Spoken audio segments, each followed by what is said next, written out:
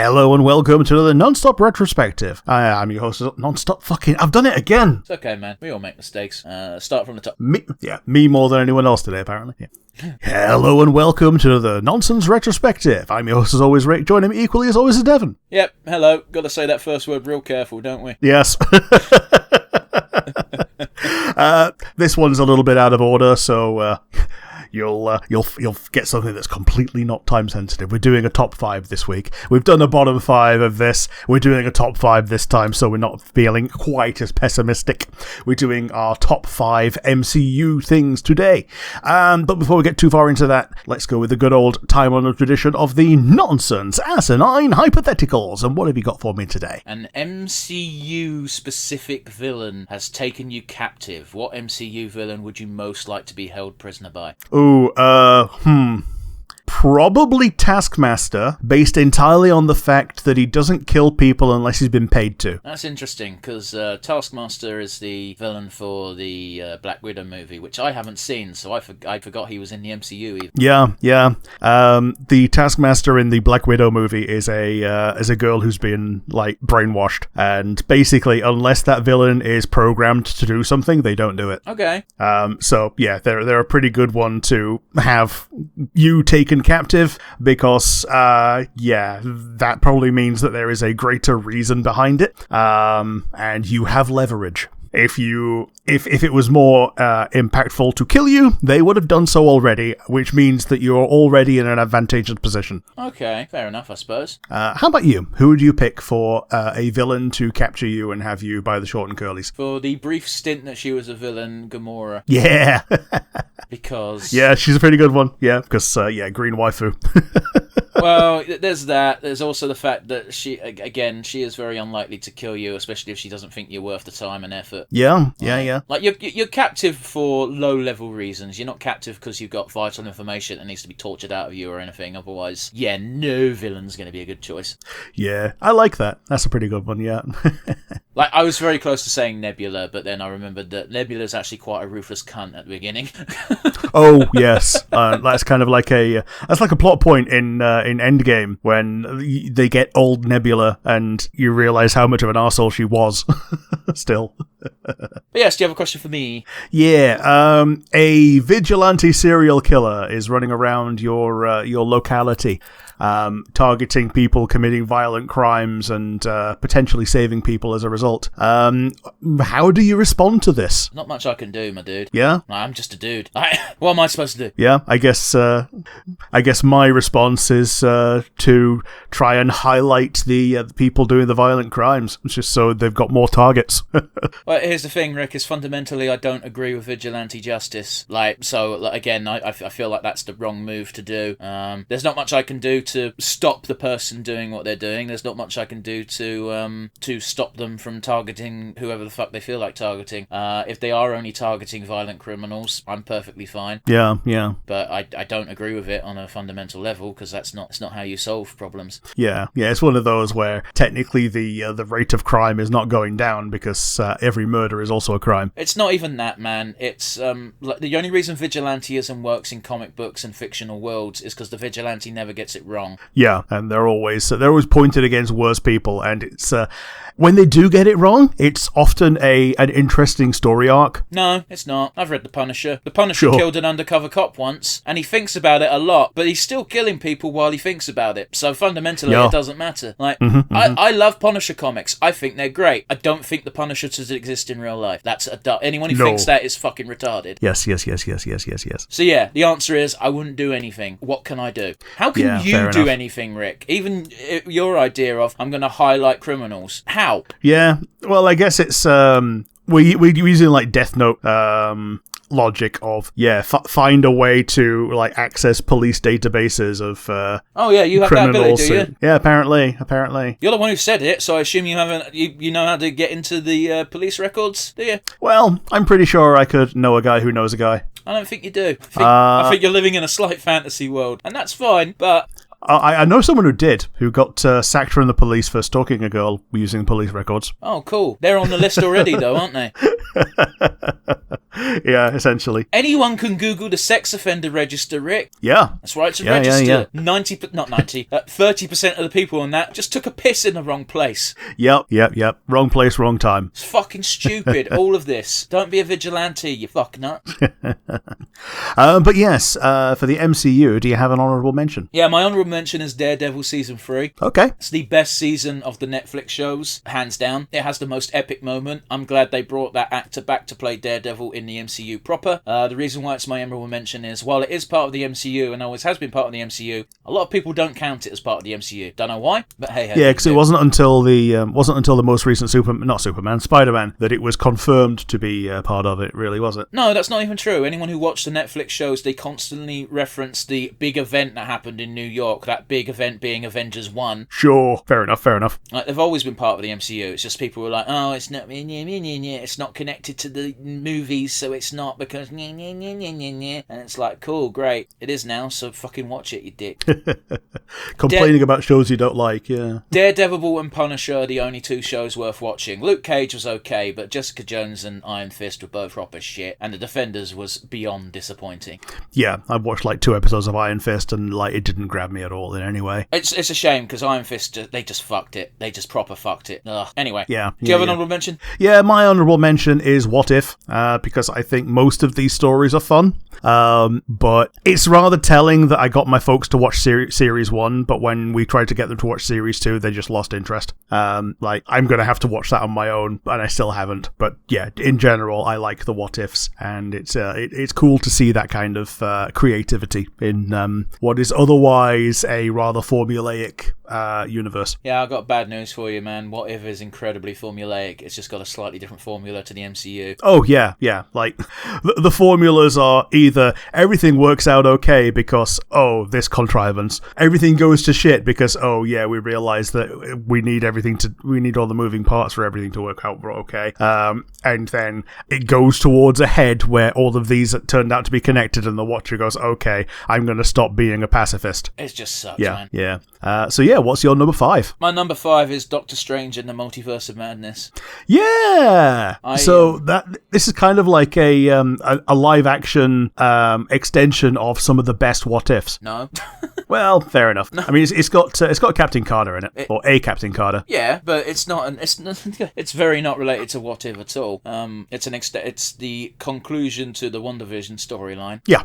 The reason why I like this movie is because in a era of like just superhero flooding, I'm tired of superhero movies. I really am, because especially the Marvel ones that follow the exact same fucking formula. Yeah. Like, typically, it used to be you introduce a villain who is meant to be a villain that sticks around for like 20 plus years in comics and kill him in one movie. And nowadays it's, we introduce a villain and either we kill him in one movie or we keep them around and they just become a nominal, neutral at best something. It's not even that. It's just like every story is the same fucking story. It's a generic superhero plot. Nothing. It doesn't matter if it's Miss Marvel or if it's fucking Hulk. They have the exact same fucking point A, point B, point C. C is the ending. Yeah. And everything interesting that carries over is, at this point, because we're in the multiverse phase, it's this person gets sent to another universe and we see a snippet of that. Get excited because we're bringing that into the multiverse storyline, but not for another 3 years. Yeah. Set up, conflict, twist, revolution. Except there is no resolution because it's all got to be connected nowadays. Yeah. It's wank. Perpetual post-credits breadcrumbing. Yeah, I guess. Anyway, I like this movie because it wasn't a superhero movie. It was practically a horror film. Yeah. Yeah. And it was fun. We had some really fun cameos in the middle of the movie. We got the Council of Excellence, or whatever the fuck they call themselves, including fucking Charles Xavier and the X-Men riff. Yeah, with the old X-Men, like the cartoon version of his chair. Oh, yeah, which I don't think we've ever seen before. At least not this well done. Yeah, because he doesn't have it in the the Fox universe. No, he's just got a regular wheelchair because it was easier. Yeah. We get the fan casting for Reed Richards, who we'll never see again. Nope. We got a callback to one of their TV shows before Disney Plus started making millions of them. We got, what's his name, Black Bolt. Yeah, Black Bolt, who can scream people to death. Doesn't even have to scream, can just whisper. Yep. And he gets fucking dealt with in the worst way possible. And yep. in a way that makes no sense either. No. Captain Rambeau as Captain Marvel. Yep, and Captain Carter. So all fun cameos, but very much just fodder for Wanda, which is a shame in its own right. But yeah, the film's great. It has a fun ending. It has an overabundance of magic porn. Yes. As any Doctor Strange movie should have. Oh, absolutely. Absolutely. And it pissed off homophobes. Yeah, because America Chavez has two mums. They're on screen for less than a minute. Yeah, and I think they both die as well, don't they, in that same scene? They're not dead. Their whereabouts are unknown. Yeah, not dead, just gone. Yeah, and again, a minute or less of screen time, and homophobes are like, boycott this movie. Dumbasses. Yeah. That just means attention. Rick, what's your number 5? My number 5 is Thor Ragnarok. This is the far better of the two Taika Waititi Thor movies. This is the one that gave him essentially a permanent carte blanche to keep on making things, and he did it very well in this one and not so well in the next one. Here's the problem, is Taika Waititi doesn't care about Marvel, and that's fine, but he's made it very apparent that Marvel is a payday for him, and again, absolutely fine, but boy does it show after this movie. Yeah, exactly. After this it shows, but in this one he performs incredibly well as a gagsmith, I'll call it, because this is the one that introduces his version of Korg. Yeah, Korg exists in the MCU because they didn't have the Thing yet. Yeah, I'm not joking. That's the reason. Yeah, fair enough. And it's they bring back Loki again, and it's the law. Thor realizing that it is Loki and going, oh yes, let's throw Mjolnir out and give my father a hug, and call Mjolnir back. And then Loki goes, yeah, you're not going to do this. You're not going to do this. And then he goes, fucking shit, and turns back into his Loki form, and proves to everybody that Loki is not dead, and everyone applauds. And you skipped over the part where it's when Thor first returns, and Anthony Hopkins as Odin immediately spits out his wine and goes, oh shit. oh shit, yes. Just in general, fun movie. And the Hulk goes, but big monster.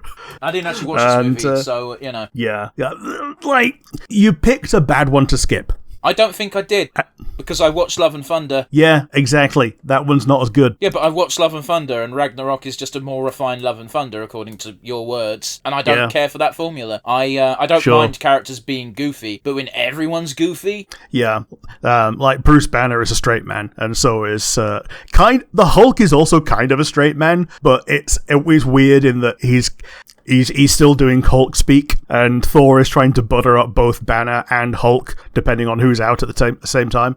But yeah, it's I liked this movie. That's why it hits my number 5. What's your number 4? Guardians of the Galaxy 3. Yeah. I had such an internal debate over which Guardians film to put on my top 5, because I was like, I can't put all 3 on because then I've only got 2 other movies to pick. But yeah. Like, honestly, the Guardians films, all 3 of them are the highlight of the MCU for me. But James Gunn knew what he was doing with the Guardians. I don't think he knows what he's doing with the entire cinematic universe of DC, but... Yeah, it's a lot easier to give someone focus than to give them the keys to the entire garage. Yeah, I don't know if any of his vision has been realised in the DCU yet. I think he took over before Blue Beetle. Yeah. Blue Beetle might have been the first one for him, I don't know. But he did okay directing the Suicide Squad, but Suicide Squad is just Guardians again.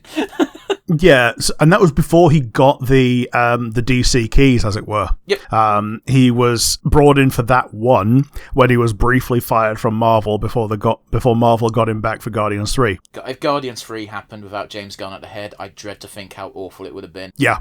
Like, what's the next best thing to having James Gunn do Guardians 3? Probably just bringing in Taika Waititi again, and that would have ended poorly because he made a good first impression, and since then it's been par at best. I mean, I want to point out, I really do like Taika Waititi as both a writer and a director. I just don't think he should be doing 4. Oh, yeah. Actually, I think Thor's a very good place for him because, yes, he's turned Thor into a clown, but I think his basic thing of saying, oh, you've got a literal rainbow bridge and all of this punk rock stuff and you're playing it straight, you're not making gags out of it. I don't think the problem is that Thor is a clown. I think the whole universe, when Waititi is at the helm, is a clown, and that's the problem. Yeah. Take the piss out of the bits to take the piss out of. I should think the God Killer is a threat. He got beaten by children. Yeah. Show the God Killer killing gods. We did at the beginning of the film 500 years ago. Yeah. Anyway, I digress. I don't want to bitch about that film any more than I already have. Like, I didn't think it was a fun time. And they brought in Lady Thor and got rid of her by the end of the movie. Fuck you. Yeah. But Guardians 3, like I did also like Guardians 3. Like I like the juxtaposition of things that are happening right now with a bunch of backstory and flashback stuff to when Rocket was very very small and very cute. Man, everyone can do flashbacks better than Book of Boba. Yeah. This film was it was an excellent mix of funny and depressing. Because Rocket's story has always been fucked up. Let's not beat around the bush there. But there was a scene while watching this in the cinema that fucking broke me, and that doesn't happen often when I'm in public.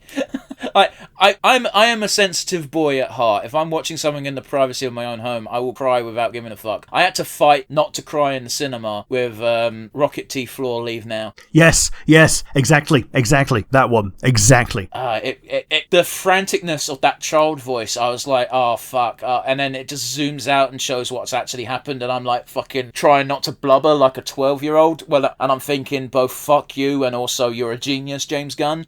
Genius might be a bit much. It's very much a cheap trick using children and adorable animals to get a sympathetic response, but it worked. So what the fuck? You can't really criticize it. Yeah, absolutely. It did exactly what it needed to do.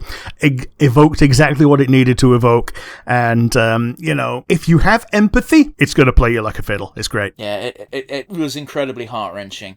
There's not much else I could say. Watch Guardians 3 if you haven't. Yeah, it was great. What's your number 4? My number 4 is Captain America 3, Civil War. I think this was, at the time, I said that this was the best MCU thing that had come out by then, with the caveat and downside that it had a lot of required reading beforehand. And until that point, I had seen every MCU movie, so I had enough grounding to get everything that we needed from it. It was our first time that we saw Tom Holland's Spider-Man. Yep. And it was one of the last times that we saw Tony Stark. Although this time he's essentially a villain. And it was kind of cool seeing that. Our villains were all heroes. Well, apart from the one villain who was like Zemo. Yeah, here's the thing, Rick. That's why when we're talking about storytelling, we don't use hero and villain. We use protagonist and antagonist. Yeah. So our antagonists are heroes of different stories, apart from Helmut Zemo, who doesn't even get killed. He gets imprisoned for later. Yeah, because he got to show up in Captain America I gave him his promotion too early. Falcon and Winter Soldier. Yeah. The Falcon and Winter Soldier that turns him into Captain America, yeah. Yeah. And he was a very interesting character in that. I don't know if he was interesting, but he was amusing. Oh yeah. He was an entertaining character to watch during that because you know that he used to be a villain, and he's still not a good guy, but he does things that are needed for the universe. Certainly.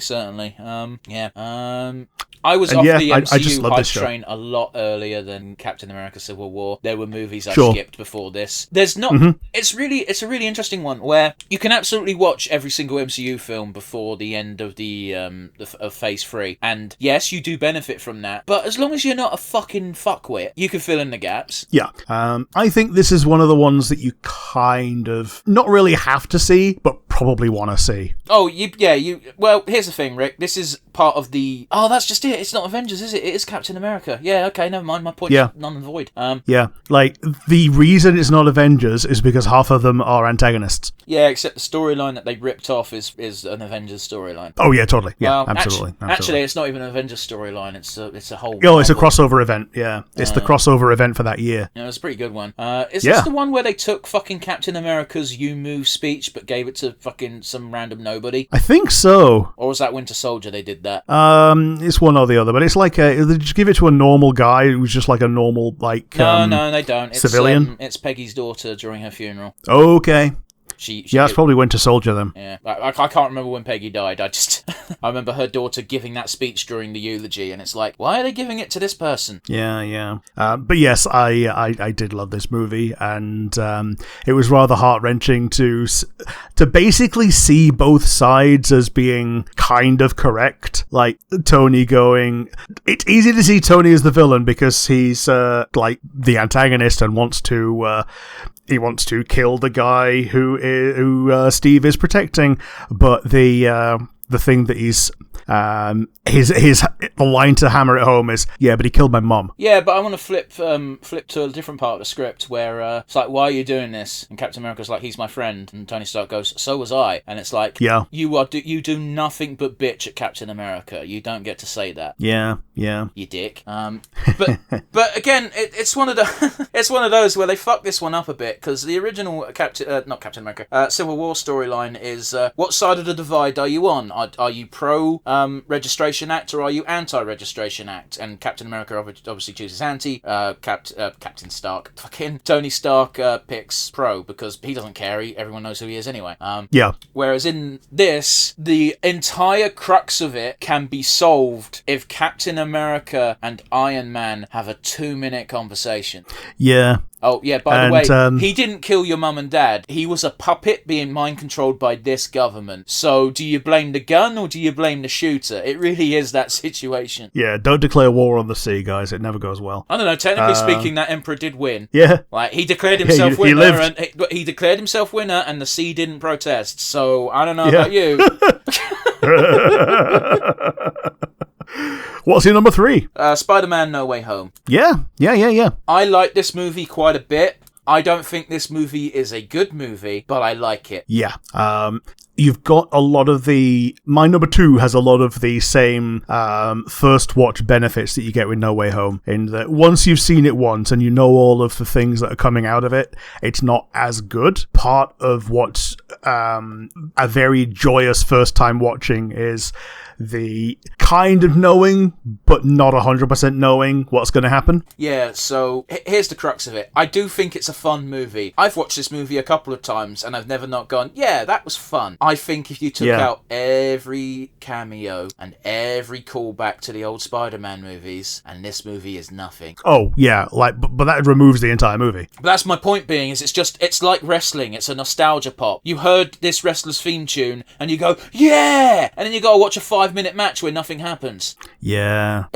I'm not saying it's number 3 on my list, for fuck's sake. I'm not saying it's a bad movie. I'm just saying I don't think it deserves to be number 1. Sure. But yeah, it's a fun movie. If you've watched it, you know why it's a fun movie. It is nostalgia crack. Rick, what's your number 3?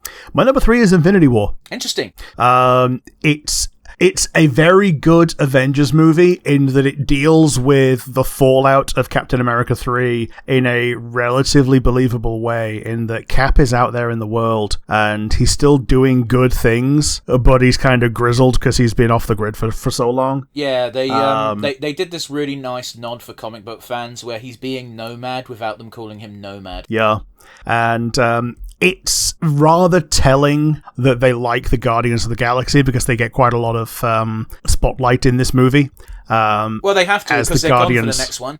Yeah, as the Guardians kind of like meet up with Thor, and it just seems like a match made in heaven that Thor and the Guardians just pal up so well together. Well, except for Star-Lord. Okay, yeah. But that's basically just the Chris Pratt character finally getting the comeuppance that the Chris Pratt character quite so often deserves, in that a better clown is there. And everyone likes the other clown better than they like Chris Pratt. Yeah, Infinity War is a great fucking movie. It's a very good, we're going to knock the pins down so we can set them up again for the next movie. I'm using that analogy the fucking wrong way. It's setting up the pins so we can knock them down next movie. That's what I was trying to say. Yeah. And you can tell that the stakes are high when they kill Tom Hiddleston straight away. Yeah, but at the same time I was kind of like, yeah, he's Loki, so he'll be back next season. season. Yeah. Like, we only know that he is because it's a different Loki, but even then, it's entirely possible that that Loki just was, like, manipulating something, because illusions are what he does. I mean, the Richard E. Grant Loki is literally, that's his gimmick, that's his storyline, is when he got choked and killed by Thanos, that was just an illusion, and he fucked off into the depths of nowhere in space, and the reason why he got caught by the TVA is because he wanted to see his brother again. Yeah. Right. Which is rather cute. It is. But yes, Infinity War is my number 3. What's your number 2? My number 2 is the most recent entry in the MCU. It's Deadpool and Wolverine. Ha! That's exactly what I got as my number 2. Number 2, that's interesting. Yeah, it's good crack. It's just such a fun movie. It takes the piss out of the MCU, but in a light-hearted way. Yes, and exactly what I said to you about No Way Home is that you get so much more out of it by not knowing the spoilers. But even then, the spoilers are all little in this one. Yeah, little references, they don't need to be there, and taking them out takes less out of the story on the whole than it does from the Spider-Man movie. Oh yeah, the big cameos, the big surprises at the end are like you get Wesley Snipes, Channing Tatum, and OG Elektra. Yeah. Oh, and X-23, but that's not even, she was in the adverts. It's fine. Yeah, and Chris Evans being the Human Torch. That was such a good bit. Oh, God, me and my mates... It was so good. We were flipping out when he said flame on. Oh, they didn't need to do that, and they did. Yeah, it was great. It was fantastic. I think that is the best one of the cameos. Yeah. That they had in this movie. I think that was the most satisfying one to watch on screen. I think the most satisfying one afterwards is just how grateful and almost in tears Channing Tatum is at being able to play Gambit again. Yeah, after his movie got cancelled. I love Gambit, and before watching this film, my brother went to see it before me, and before he left the house to go see it, he said, wouldn't it be sick if Gambit was in it? And my exact words were, yeah, because I like Gambit. And then I immediately said, as long as it's not Channing Tatum. And then I watched the movie and I went, oh fuck, okay, fair enough, he's actually bothered to make himself seem like Gambit. So I was wrong, and I hold my hand up on that one. He did a good job. Yeah. Yeah. The biggest criticism I have from this movie is why'd they have to put fucking Ryan Reynolds' dog in so much of it? Yeah. I don't know, this is some sort of joke that Ryan Reynolds makes a lot on his personal bios and shit, and that's why it was involved a lot. The first time I saw the dog, I went, oh, that's a cute dog. But then it just kept showing up. Yeah. And I think Lady Deadpool is his actual wife as well. Fair enough. They all wore masks. It's impossible to tell. Yeah. I love the little nod to Ryan Reynolds' personal life with... personal dealings with Wrexham United by having one of the Deadpools just have a big old Welsh dragon on their suit. Yeah. I was like, that's great. That's hilarious. And Headpool is Nolan North. Fine. He's played Deadpool more times than Ryan Reynolds has. Yeah. Including in the Deadpool video game, which is currently, you need to get a physical copy because it's been delisted from all the digital stores. It's been delisted for fucking years, man. Yeah. That game's also not good. Oh, no. I played that game. The jokes are great and the writing is fine. The gameplay's ass. Oh, yeah. But yeah, it is what it is. The sequence of Wolverines, great, loved it. Henry Cavill Wolverine was probably the funniest. Yeah, I liked that. That was really cute. I absolutely adored Deadpool going, we treat you so much better. Yeah. The actual size Wolverine was fun. That was fucking hilarious. Oh, Jesus. I can't remember the storyline. It's definitely something to do with Apocalypse, where you got fucking Wolverine on the cross. Yeah. One of the again, another criticism I have for this movie is the whole rationale behind Wolverine being all alone in his universe and being a fucking disgrace. Makes no sense. Yeah, because apparently he went nuts and killed everybody. Yeah, but the world as a whole hates mutants, so why does everybody hate Wolverine? I think it's the heroes hate Wolverine as well. But they're in a random bar. Yeah. I'm just saying, it made not a lot of sense. Wolverine going crazy and killing all the X-Men is pretty much the plot of Old Man Logan. Yeah. Which kind of makes sense, because that's the plot they tried to emulate with the reason why the canon, I'm using air quotes, Fox Wolverine died the way he did, but Yeah. But yeah, I think it definitely deserves a number 2 spot, right? Yeah, good movie. So I guess it's not really much of a secret as to what's going to be number ones. What's going to be your number 1? Yeah, I'm going to have to assume we're saying the same thing here. Do you want to do it on the count of 3? Yeah. 3, 2, 1. Endgame. Avengers Endgame. Yeah. It's the Yeah, best absolutely. MCU film to date. Yes, absolutely. It's just, I can't think of any other movie that I felt as vindicated as I did with this one going to a midnight premiere. Yeah, same. I don't do midnight premieres as a general rule because they kind of suck. I did it for this and I did it for Infinity War. Yeah, like Infinity War I saw on day one, but not a midnight premiere.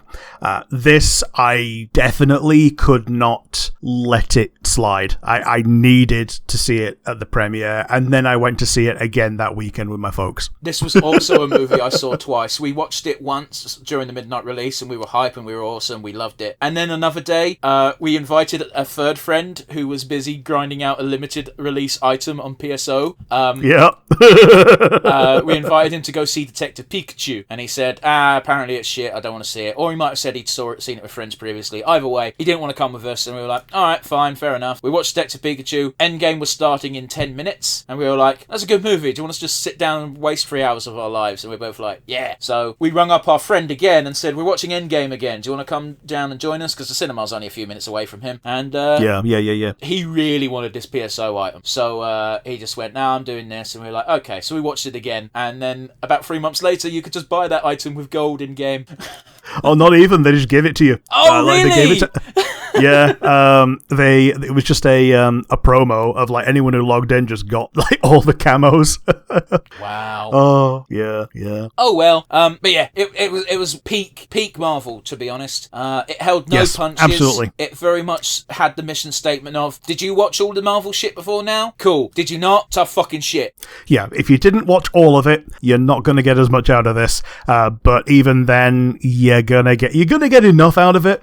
If you've not watched Infinity War, what are you doing? But also, they very much are a question and answer movie. Yeah. And yeah, you get a little bit extra from watching the other stuff, like watching Ant-Man 2 in between Infinity War and Endgame is beneficial. Watching Captain Marvel is just for yourself. Captain Marvel was such a stupid place for that movie to be in. Yeah. I will say this. I didn't watch Ant-Man 1 or 2. Still haven't. I haven't watched Black Panther 1. Still haven't.